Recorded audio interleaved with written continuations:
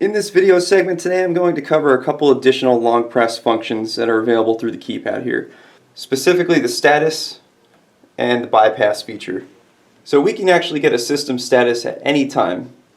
The system status will display any faults found on the system, including tampers from the panel or devices, low batteries, again from the panel or devices, and also will display any communication issues. This is including devices which have gone into supervision. So if we go ahead and press the OK button and hold it for 3 seconds, get that tone, and currently it states we're ready to arm. So that means that we have no faults on the system. So I've actually gone ahead and opened 2 of my devices to cause a tamper, and I just want to do this to demonstrate how they would actually look in the display.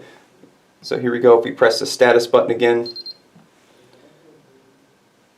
you can see that I have a tamper open on the door contact on my system located in area 1.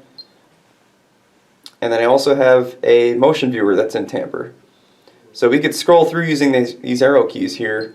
This will scroll us through any faults on the system. So we're back at contact 1, so we know that those are the only 2 issues on the system currently. So I've actually gone ahead and resolved those tampers on those 2 devices, and we can run the system status again. And as you can see, ready to arm. So those faults have been resolved and we're ready to arm our system. So the next long press function I'm going to demonstrate is going to be bypass. So bypass is on the number 2 button here, and we can initiate that by pressing and holding the number 2, prompting us for a badger code. So we need to input our user code for the system. It cannot be an installer code because it is an arming function, so it does need to be a user code. It will then bring us to the device listing for all detecting devices on the system here. So this one is a motion viewer which I've labeled lobby, and it's on index number 2 here. I have another contact on the next point there, and then I have a motion viewer, second motion viewer on the system.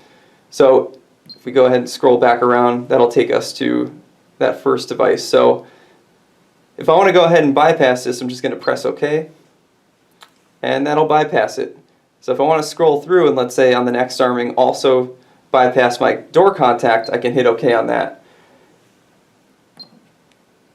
This one will remain not bypassed. And then we can scroll back around. When we're done bypassing specific devices, we could just hit the escape no key. It'll bring us back to the disarm screen, and now we're prepared to arm. So we could type our user code in and arm in ROA mode, and it's notifying us that as it's arming there are multiple devices or just a single device that have been bypassed for this arming period.